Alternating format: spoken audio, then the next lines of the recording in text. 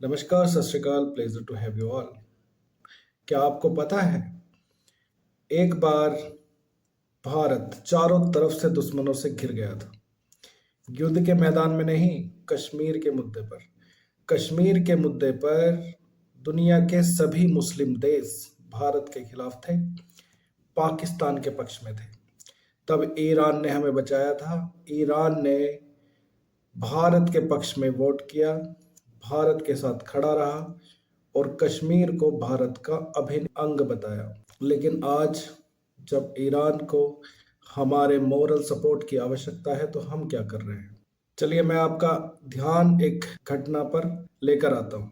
International water में श्रीलंका और भारत के पास IRIS दीना को यूएस की एक सबमरीन ने डुबो दिया है।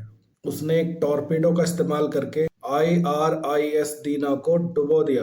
भारत ने कुछ भी नहीं बोला। इसके ऊपर काफी राजनीति भी गर्मा रही है और इसकी वजह बिल्कुल सही है। इसके ऊपर काफी निंदा होनी चाहिए भारतीय सरकार की, क्योंकि ये भारतीय सरकार ना ही ईरान के सपोर्ट में और ना ही ईरान के लिए मोरालिटी के रूप में एक पड़ोसी होने के नाते भी कोई UN चार्टर्ड या ह्यूमन ग्राउंड पर कोई भी कंडोलेंस नहीं दे रही। तो इस तरह की गवर्नमेंट है ये। जब ईरान ने हमारा साथ दिया था, हालांकि ये हमें पता है, अच्छे से पता है, और आपको भी ये जान लेना चाहिए कि ये घटना जो हुई है वो इंटरनेशनल वाटर में हुई है और ये युद्ध का समय है। और IRIS दीना ने हमसे कोई शेल्टर नहीं मांगा, हमसे कोई एस्कॉर्ट नहीं मांगा, हमारी नेवी से कुछ भी उन्होंने नहीं कहा। वो चुपचाप निकल गए जैसे ही हमारी नेवल एक्सरसाइज खत्म हुई, क्योंकि हमारे लगभग 70 देशों की नेवी ने पार्टिसिपेट किया था।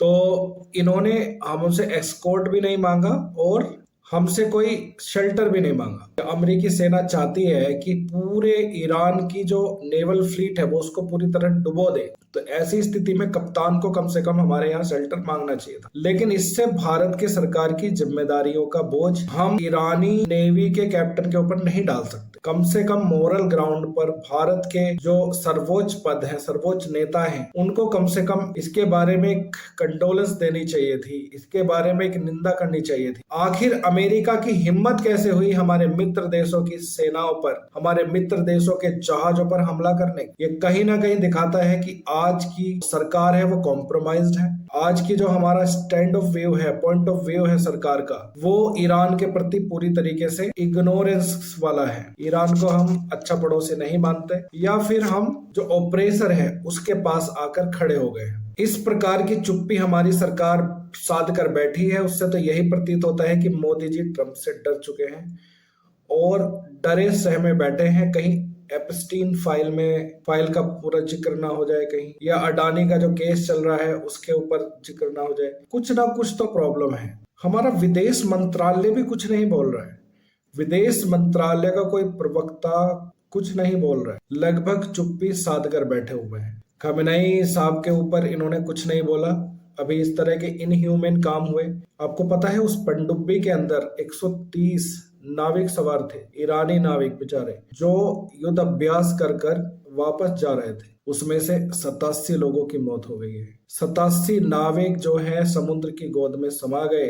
श्रीलंका की जो नेवी है उन्होंने उनको निकाला, उन्होंने उनको भर्ती कराया, अस्पताल में ले गए। जो घायल है, जो बहुत कम है, ज्यादा नहीं है, क्योंकि 87 people has been died. So our government should have some spine to say what's wrong and what's right. Our government should stop America to come enter our international water. Our government should actually send a strong message to American Navy that they cannot breach our national sovereignty. They can't breach our international water. Stop there. This is Indian Navy. I hope you reach our content and like our perspective. Please like and subscribe. Jai Hind.